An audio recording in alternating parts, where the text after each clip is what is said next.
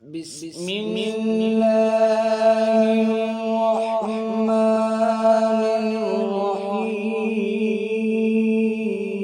الرحيم ألم تر كيف فعل ربك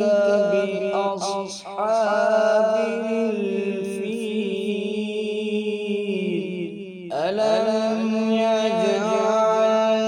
كيدهم في